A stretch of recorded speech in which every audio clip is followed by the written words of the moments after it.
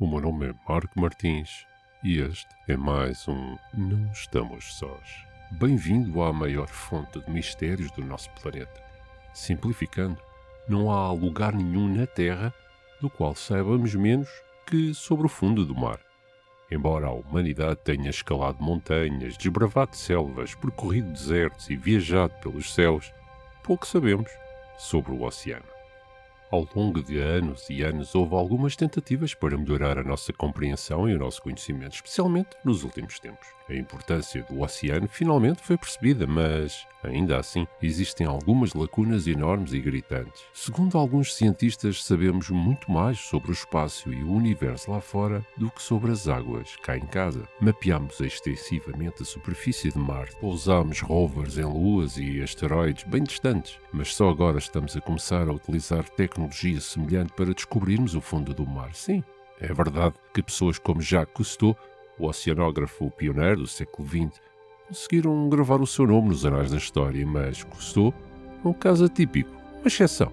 E embora os nossos astronautas tenham sido compreensivelmente elogiados no passado, os nossos aquanautas geralmente passaram despercebidos. Talvez não esteja imediatamente claro porque é que isso aconteceria, mas o que está claro é que a história da exploração oceânica, a raridade de relatos fiáveis sobre como é a vida lá embaixo, levou ao crescimento de um vasto conjunto de teorias da conspiração. E se falamos de teorias de conspiração, nada melhor do que falarmos das melhores, levando-nos diretamente ao misterioso e ao bizarro. Em primeiro lugar, e provavelmente a mais infame de todas, será sobre o que poderá estar a acontecer no fundo do mar, neste preciso momento. Existem múltiplas teorias sobre civilizações ocultas perdidas nas profundezas dos oceanos. Em geral, diz-se que, escondidas sobre as ondas, há provas de sociedades antigas, até agora não confirmadas. Alguns teólogos propõem que grupos avançados, outrora, prosperaram no fundo do mar, deixando para trás cidades e estruturas submersas. Claro que, para esses entusiastas das teorias da conspiração, qualquer evidência existente é agora deliberadamente ocultada por governos e organizações poderosas.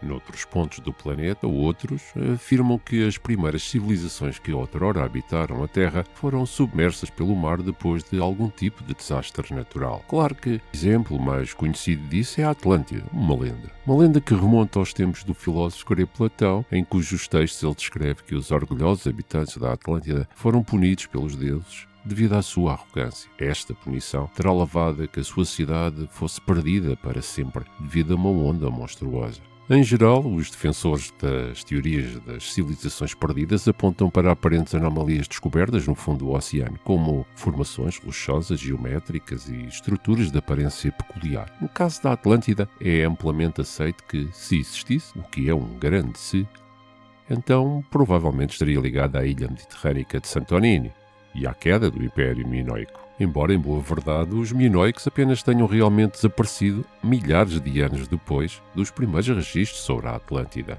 Noutros lugares, porém, locais como o monumento Yonaguni, situado a sul do Japão e a leste de Taiwan, despertam bastante interesse. Existem muitos lugares assim.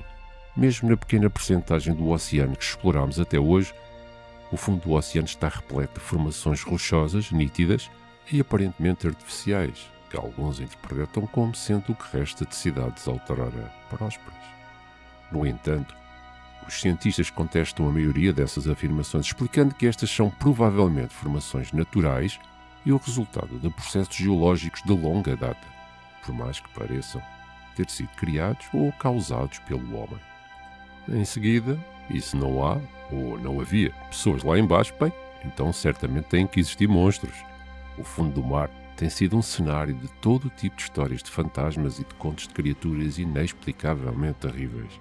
Aqui, a maioria das teorias está enraizada em antigas lendas marítimas, nas quais intrépidos marinheiros, aparentemente, ficam cara a cara com feras colossais e desconhecidas. O perfil mais destacado desses animais desconhecidos é o Kraken, uma criatura parecida com um polvo, relatada várias vezes nas últimas centenas de anos na zona da Escandinávia e ao longo da costa da Noruega em particular. Noutros lugares e noutras mitologias aparece-nos o Leviatã, uma serpente marinha enorme e mortal, muitas vezes explicada como uma visualização do pecado cristão da inveja. Na crença nórdica antiga existe o Jormungand, outra serpente, mas desta vez maior, maior do que a própria Terra. No mito grego existe o Carábides, algo grotesco parecido com um dinossauro que supostamente evoca redemoinhos mortais. Os defensores da existência de monstros marinhos na vida real várias vezes apontam para misteriosos sons do fundo do mar captados por hidrofones, bem como desaparecimentos inexplicáveis de navios e submarinos, como sendo a ação desses monstros. Mas será que podem esses mistérios servir como prova da existência desses monstros das profundezas?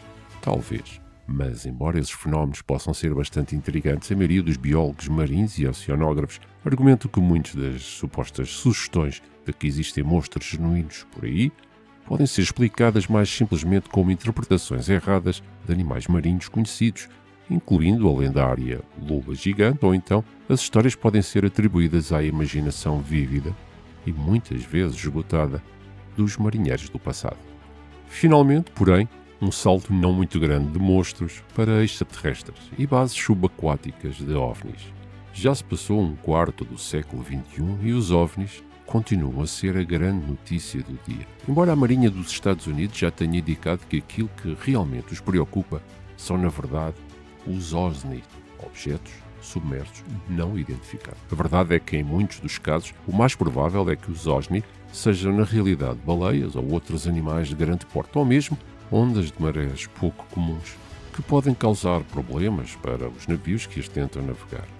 Mas, em alguns dos casos, os OSNI são realmente inexplicáveis e há muitas conspirações sobre eles virem de um outro mundo que ainda desconhecemos.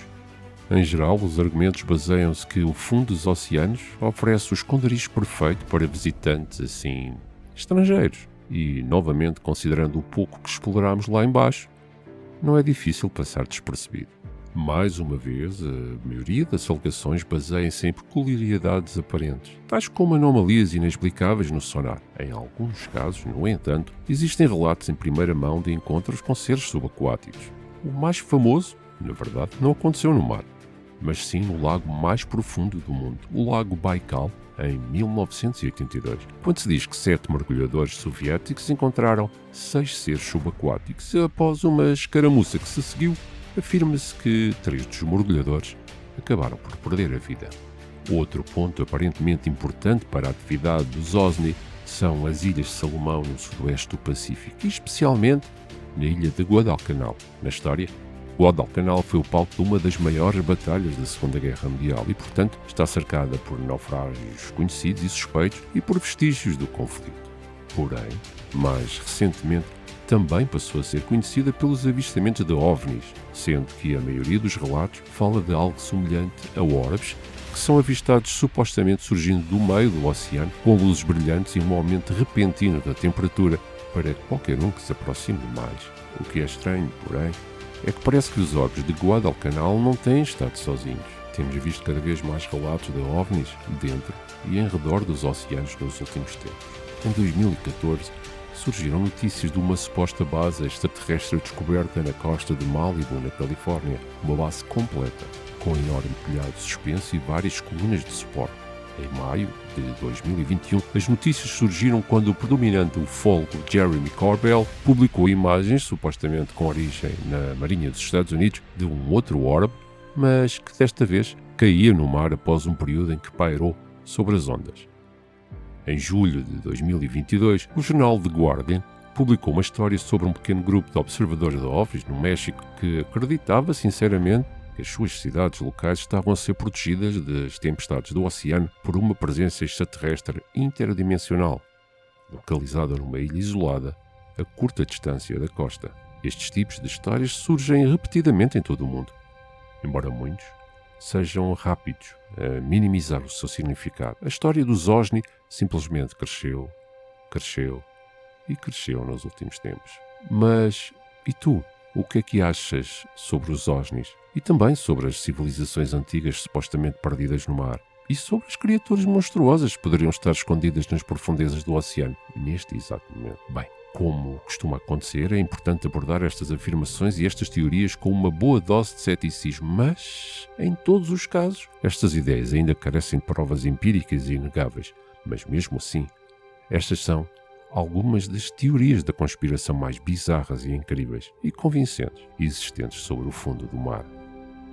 O meu nome é Marco Martins e este foi mais um Não Estamos Sós.